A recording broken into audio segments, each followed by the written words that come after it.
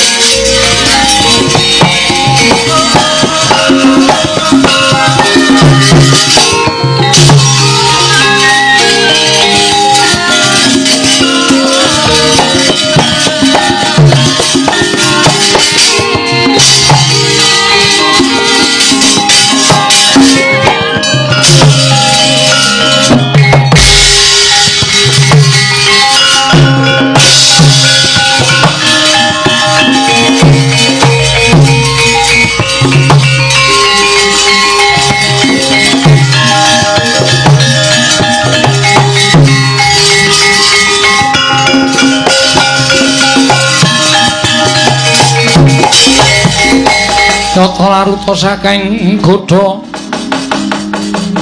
Sanggara kula yen tandosa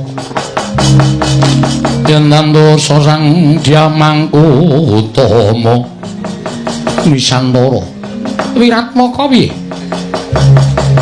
sawetara nggone aku lawan Wisantara lumaku ing mangajab prapteng negara Ngastina.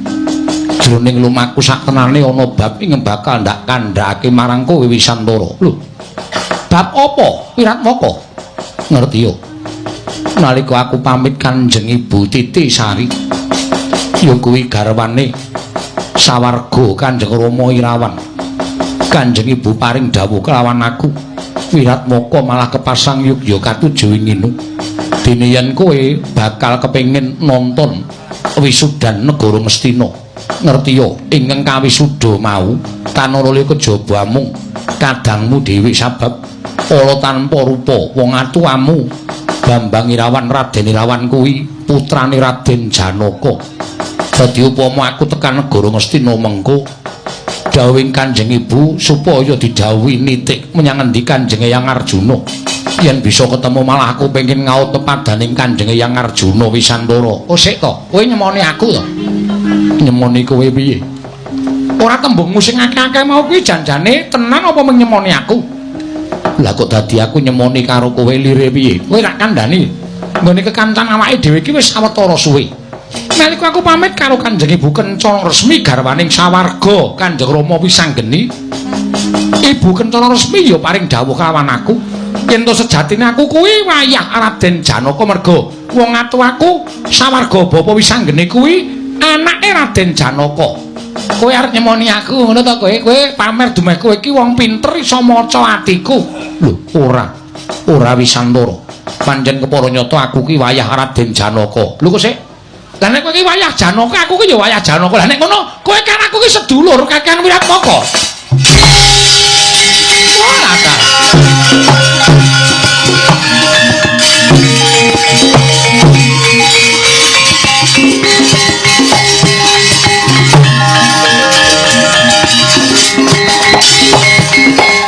Wah, lah ora ngira. Lah kok jebul padha-padha wayah Raden Janaka. Wah. Malah seneng atiku dene aku ditemokke karo sedulur. Yo, Wisantara semono uga aku ya bombong. Yen ngono aja nganti kesuwen. Ayo padha digelak lakune. Prapta ning negara Ngastina. Goleki Kanjeng Hyang Janaka, ngaut pepadaning Kanjeng Hyang sarta ngaturake sembah lawan Kanjeng Hyang Janaka. Yo, aku mathuk karo kowe wis Wiratmaka.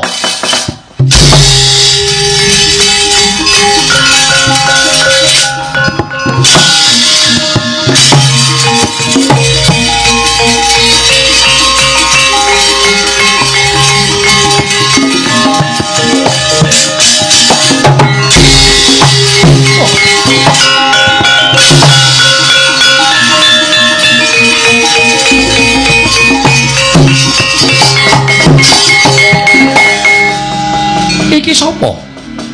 Ana pawongan nyegat karo aku. Wis aku tak takon karo kowe Cah Bagus.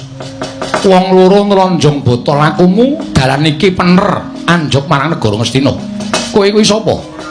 Takon karo aku Wisantara. Anake sawarga Raden Wisanggeni.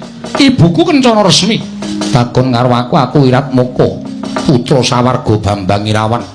Ibuku Dewi Titisari. Niatku bakal tekan negara Ngastina sepisan nonton wisudan Ratu Anyar ning negara Ngastina. Angka loro aku pengen nyembah karo eyangku ya kowe Eyang Janaka. Lho, kowe iki putune Raden Janaka? Iya pancen kaya mengkono. Oh lah dalah anakku dhewe kowe putuku dhewe.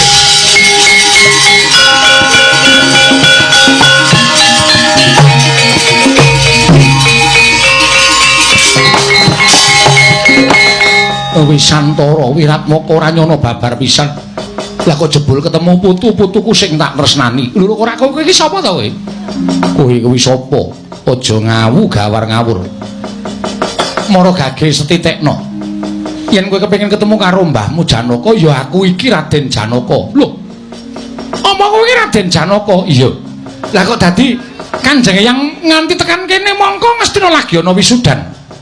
Wisantara Wiratmaka ora nyono babar pisan jebul luput cinatur. Putuku Parikesit nadyan yuswane lagi 14 taun bakal disengkake ngaluhur. Lan ngerti yo, dina samengko Parikesit wis lungguh dampar ke Prabu ning Ngastina. Nanging ora kanyono-nyono jebul malik tinggal pambegane putuku si Parikesit. Ketitik saploke dheweke dadi ratu. Kaya-kaya ora ikhlas lan kaya-kaya ora lila yen to ketunggon wong tuane Pandhawa.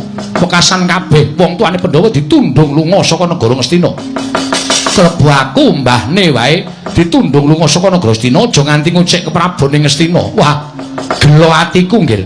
Gelo atiku ing atase aku ki peputu wujuding Parikesit ora nulat karo pambegane mbahne. Nanging jebul watake angkara budine Candala. Malah kabeh nayaka-nayaka negara Ngastina padha disingkirake diganteni nganggo nayaka pilihane putuku si Parikesit. Wah, lah wong apa kaya ngono iki parat.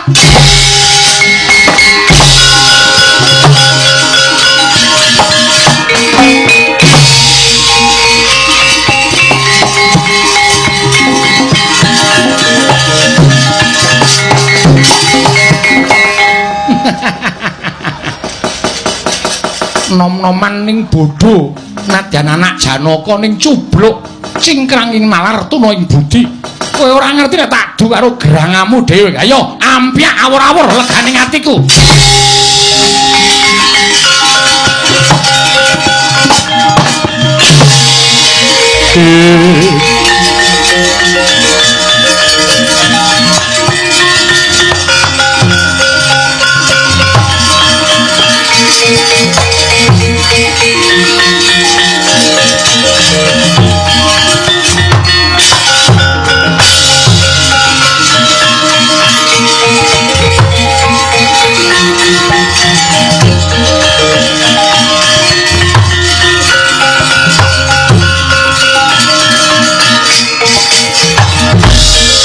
Mara Sang Arjuna Ismunya Esmunya kang kamanungsang kasrepan tinggahing mungsuh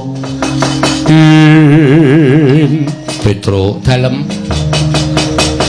jroning lumaku pikirku rumangsa bombong liripun jebul olehku napake prihatin kelawan anak putuku dina samengko wis katon pendak-pendakku tak kanthi sapa ngalas pendak-pendak tak kanthi sapa ngendi Ardone endi rong bubar kok do medhun dhewe-dhewe kuwi. Boyo wis dinengke wae kowe iki ngopo to ora? Sampak iki wis ora ana sindenan kok wis ben Ardone endi. Aja nguyuh itu melu ah. Aja. Melu ora. Nggonku napake anak putu wis kelakon. Nadyan anakku sing tak tresnani Abimanyu kapuping Rana Madyalaga. Nanging arum mangambaras maning anakku. Kowe luwih bareng Abimanyu duwe anak, ya kuwi si Parikesit. Ora kanyono-nyono jebul Parikesit ingkang tinuding minangka nyambung sejarahing para Pandhawa. Sing jeneng wong prihatin iku ora kok dienggo awake dhewe kok, Den. Mrucut kamuktene awake dhewe, muga-muga anak putune do mukti niku wong sakbenere wong prihatin niku wonten niku. Ora kok prihatin dienggo awake dhewe mboten. Upama kula niku nglakoni poso, kula nglakoni prihatin kula ngarita apa brata niku sing tak tembung ya nek iso dienggo awak kula nek ora iso dienggo anak putu kula ngoten niku kaya sampeyan iya sapa kae Petro pundi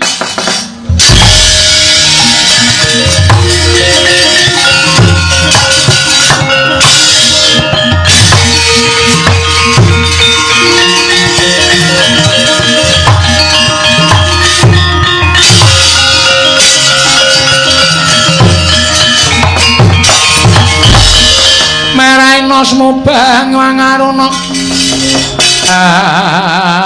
tinetrane nganggo rapuh sabdaning kukila ring kanigara sageter kene donganing kunglir wuwuh sing pene panca ana nom-noman loro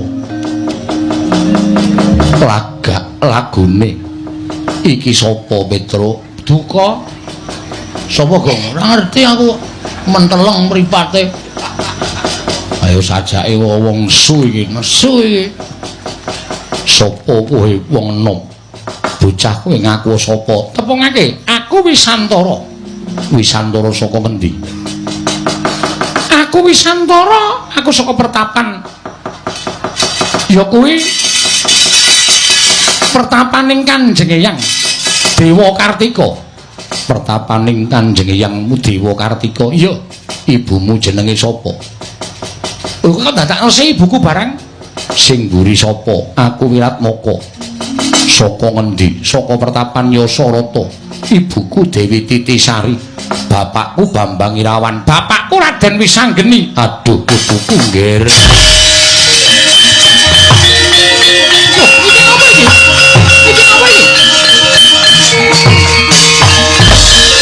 Kosek ora ngerti kentangku mrene lakon lha kok dadi aku diren rangkul kok kowe nyebut putuku kowe aja ngawu gawar ngawur Raden teko kowe nyebut kadangku Wisantara kanggo cebutan putuku nggih wong bagus kowe tak jarwani Wisanggeni kuwi anakku Bambang Irawan kuwi anakku kabeh wis ora ana dina samengko Janaka ketemu karo Turasing Wisanggeni lan Irawan Petro nun iya anak Wisanggeni wah lah bener mula kok praenane kok persis ya Gong heeh sing mburine kok anak Irawan wah edan anake sapa Sariawan oh Irawan kok Sariawan goblok ora kowe putuku kosek kowe aja ngawu gawar ngawur kena ngopo kowe mesa ora percaya mergo aku wis ketemu karo mbahku lho mbahmu sapa si mbahku Raden Janaka malah ngandhake nek si mbahku Raden Janaka ditundung karo Parikesit Ratu Anyar negara Ngastina nggonku mlayu-mlayu ki mung ketemu karo Parikesit ing atase disengkake ngaluhur dimuktekake kok ora gelem ngayomi karo wong tuane malah mbah-mbahne ditundung mangriyen wah pancen ya saniki niku trusap-trusup ana pengkhianat. Kula aturi nggih, Den. Niki kengeyang, niki Raden Janaka nggih niki. Nek ana wong sing ngaku Raden Janaka niku ning ngajeng ngedu karo sampean. Wisantara, aku mbahmu Janaka. Nggih. Ora kowe iki sapa? Lho, kula niku Om. Om sapa? Om Pimpah. Kula abdine Ndara Janaka. Ndara Janaka niku ditutke ponokawan papat cacahe siji Semar, Gareng, Petruk kali Bagong. Nek ora ana Semar, Gareng, Petruk karo Bagong niku dudu Raden Janaka. Niku mong sing ngaku-aku beteke men kepengin turase Ndara Janaka niku do ngamuk ten negara Ngastina. Mergo sakniki niku bar Bratayuda.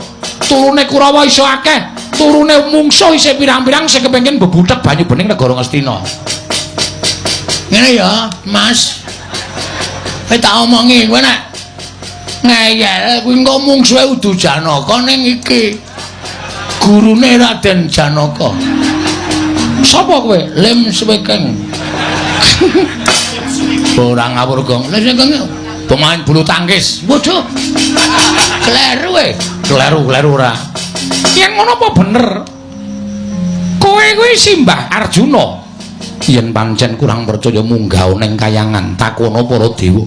Yen nganti aku ngapusi aja lono uripku ning alam padang. Wah, adalah eyang sembanku.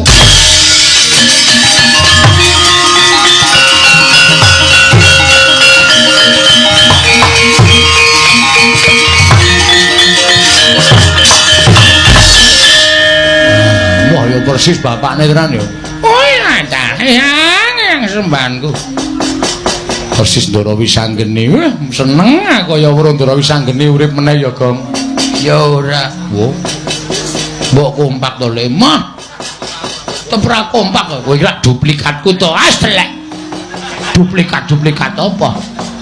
Ayo. Yen pancen wis padha ngakoni yen aku iki mbahmu. Wisantara. Apa, Mbah? Wiratmaka wonten dawuh Kanjeng Eyang. Ayo enggal budal ning negara Ngastina. Ngestreni sedulurmu lanang nggone dadi ratu ning negara Ngastina. Ayo Eyang tak derake. Monggo Eyang kula derekaken Kanjeng.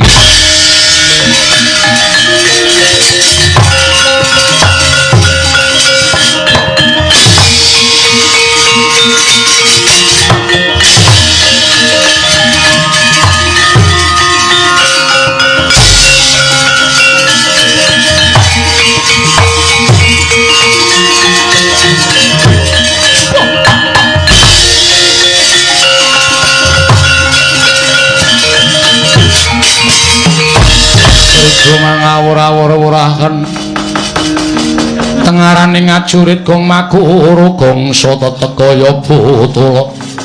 Wah, lah canom-nom do goblok. Ketoke kaya wis kepangan omonganing Kertiwindu nanging bareng ketemu karo mbahne tenan wah. Wah, lah kok dadak ana Petruk ana Bagong. Mulai iso dibuktekke yen to mbahne Wisantara lan Wiratmaka ya kae. Wah, lah ta ya ora mau mandeg tekan semene Kertiwindu legane atiku.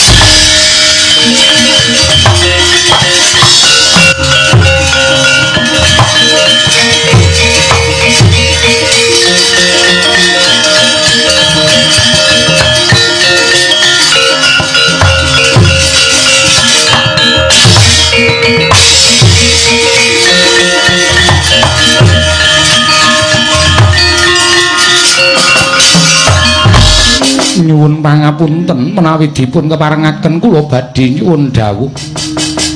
Menika sinten? Pancakesuma. Teka Paduka sampun priksa dhateng kula. Ya merga aku kepernah wong tuamu dhewe. Aku kuwi pamanmu. Aku putra ing Plasa Jenar, putraning Kanjeng Rama Harya Suman ya Harya Sengkuni aranku Kertiwindu. Paman Kertiwindu ya pancen mengkono. Wonten wigatos menapa paman dene Paduka rawuh wonten negari Ngamarta merpeki dhateng ing putra Ponadipati Pancakesuma. Pancakesuma wonten timbalan. Kabeh jagat iki wis padha nekseni yen to sira iku wayah Nalendra ing Ngastina Prabu Kalimataya. Kowe anak Pancawala, mongko bapakmu wis ora ana. Tumuli diparingi negara Ngamarta ya negara Ngastina. anak gelar Adipati Pancakasuma kasinggihan mekaten. Pratakoning mapan kene bakal benerke barang sing bengkong, jejeke barang sing wis melengkung. Babakan perkawis menapa negara Ngastina? Negari Ngastina kados pundi? Lho, apa kowe ora krungu kabar? Mboten paman, lajeng paringipun. Eyangmu Kalimataya lereh keprabon. Eyangmu lereh keprabon, lengser saka negara. Tumuli rembuganing para Pandhawa ing dipilih dadi ratu ora kejaba mung Parikesit. Kosik to, aku tak takon. Parikesit kuwi anake sapa? Parikesit kuwi anak Janaka. Mongko sak temene ing nduweni hak kewajiban tumraping Ngastina kuwi dudu kok sapa-sapa nanging Pancakasuma. Merga kowe kuwi wayah Prabu Kalimataya. Ing sak temene ngukup negara Ngastina kuwi Raden Pancawala ya bapakmu. Ning gandeng bapakmu wis ora ana, ingkang kudu nampa ya putune lanang. Lah kok dadi Parikesit gedang krangsila tumpang kendangan dengkul ene negara Ngastina. Apa anggepe Parikesit kuwi dumeh anak Janaka, dumeh ketitisan Wahyu Nalendra, terus kepenak dadi ratu nglangkai wong tuwa-tuwa kaya Adipati Pancakasuma. Apa kaya ngono ki wangun? Coba pikiran.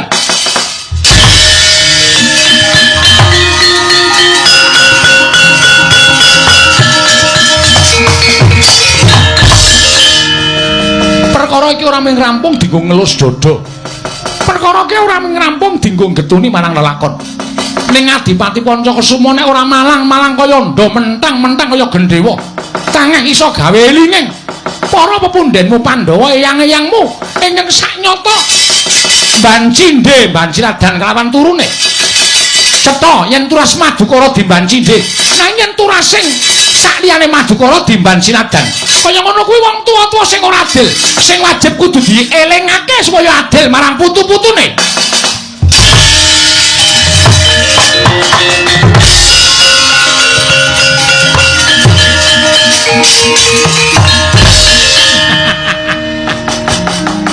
Siji ora klakon genti sijine ora klakon genti sijine ora klakon genti sijine. Pokoke Kertiwindu ora bakal leren nek urung bubrah negara Ngastina legane ati.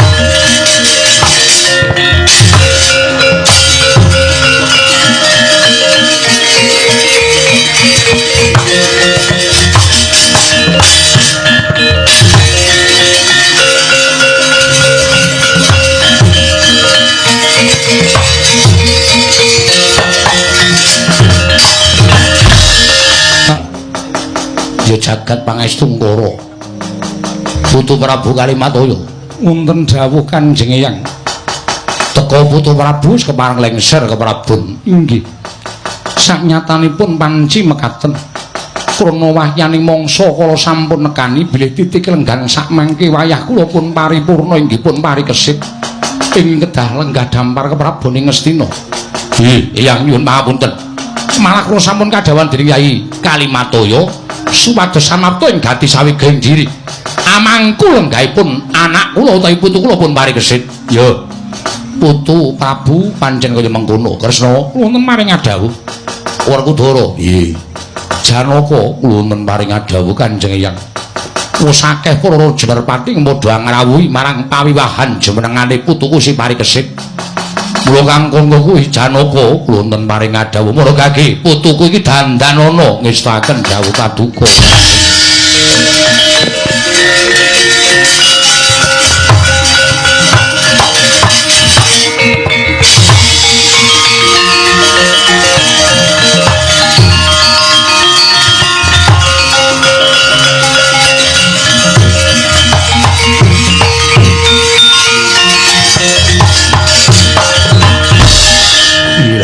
Jagat Dewa Bathara ya jagat pangestu ngoro.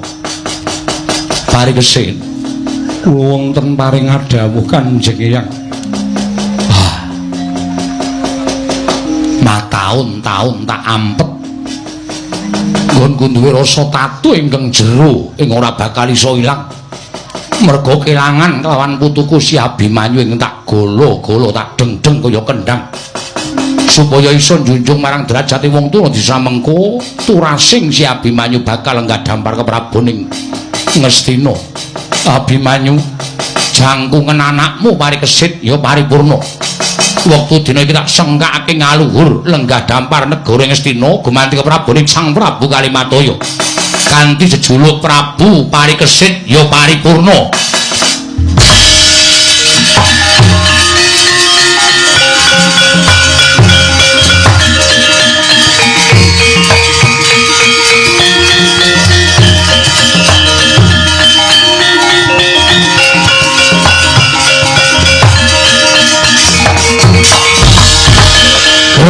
Nganti kaya udan sinemeni sakjawining negari Ngastina sami alok lan suka parisuka jumenenganing Sang Parikesit ya sang paripurna lenggah dampar negari Ngastina kedadak plajaring para kawan biak nuwun sewu sinuwun.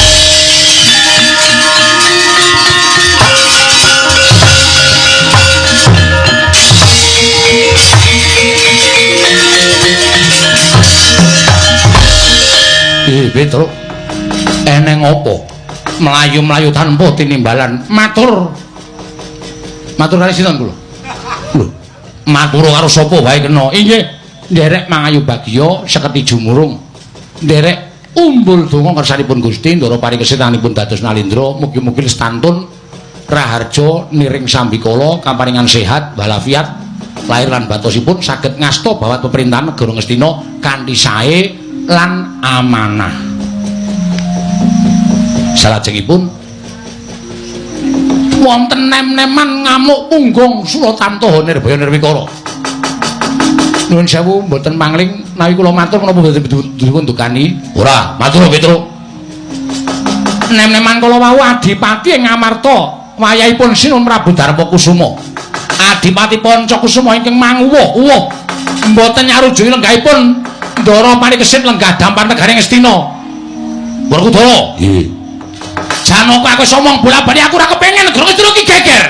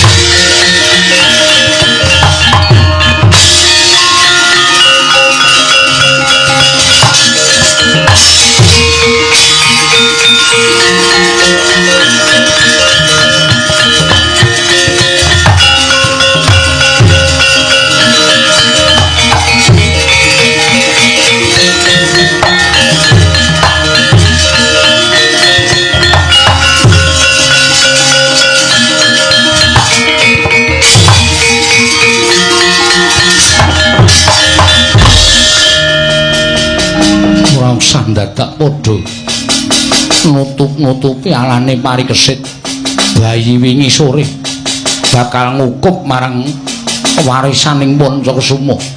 Raden Janaka aku ora butuh. Raden Janaka kuwi tak sebut kaya dene wong tuaku.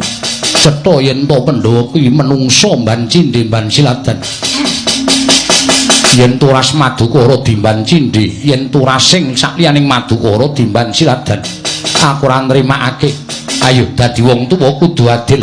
Ora adil lakon tak amuk negara Ngastina, Kakang Semar. Mangke riyen sampean namanya sembrono.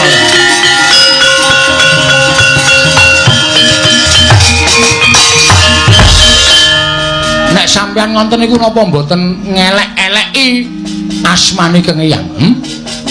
Kang Eyang niku Nalendra lahir batine niku mboten iso digagapi. Nalendra lila legawa lahir lan batinipun. Mula ora ana nek Ndara Puntadewa Kang Eyang menika diwestani Nalendra ingkang Aludira Seta, tegese getihé putih merga suci lahir lan batine. Lah kok duwe putu kok kaya ngoten niku napa sampeyan mboten isin? Mboten ngorek-orek raine pasuryane Kang Eyang nggih. Sampeyan niku ngendikan karo sapa? Niki Kang Eyang Madukara kok tanpa tata krama, tanpa nganggo unggah-ungguh. Klebon demit ngendi sampeyan? Kula ngerti sampeyan nggadahi sloga ing kados mekaten menika mboten kok saka karep sampeyan dhewe. Ning mesti eneng sing aja-ajai. Mesti eneng sing aja-ajai merga kula ngerti pambegane Kang Rama, pambegan sampeyan iku nurun karo pambegane Kang Eyang. Ning ora kaya sagedhagan iki kok wah serakatan kaya wong ora ngerti tata, serakatan kaya wong ora ngerti tata krama unggah-ungguh. Kiai Semar, ampun wangsulan. Ampun wangsulan. Ning omongan kula niku mang gelar mang gulung. Monggo nek sampeyan ajeng njaluk dampar keprabon saka ingkang rayi Ndara Parikesit monggo. Ning cak-cakane ora kaya ngoten niku. Sampeyan niku putu ratu Binathara kok cak-cakane kaya maling. Eling mboten? Ora eling kula idoni sampeyan.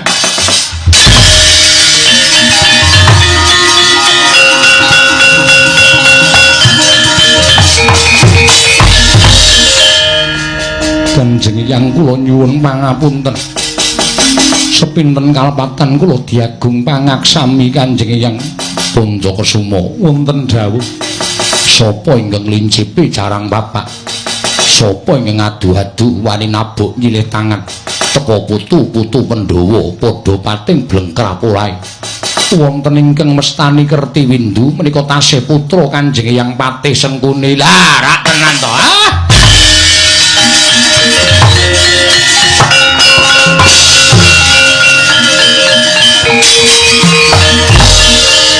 Kertiwindu Kakang nggih. Niku pancen panjalmaning mungsuh. Ampun diwehi urip, Den. Ampun diwehi urip.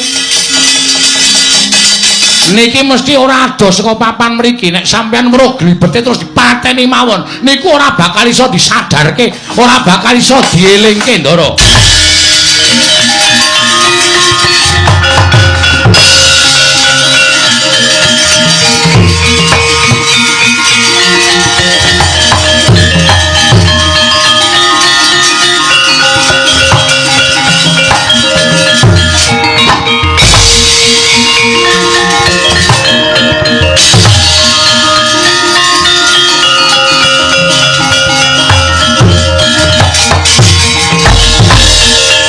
Lah dalah edan.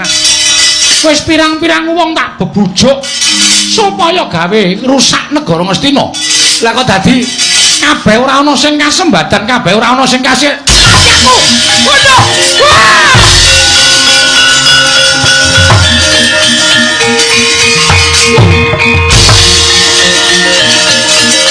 Aja mlayu.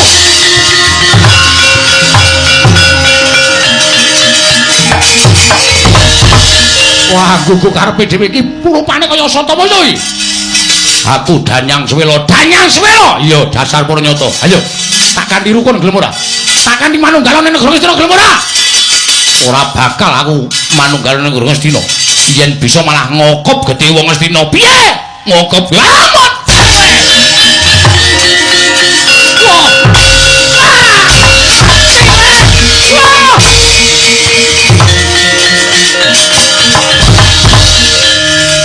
iki janjane wis ora tak nggo, iki janjane wis ora tak nggo ning bengi iki tak nggo pisan kanggo nglunasi nyawamu.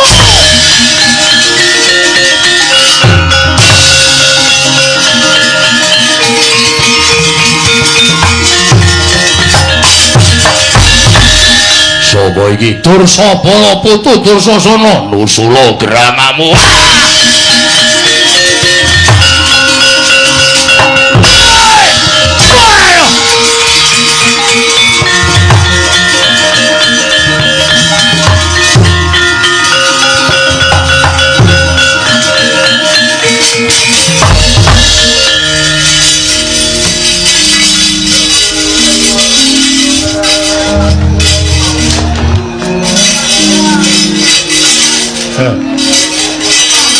Mugi-mugi sedaya manggih wilujeng Ndara.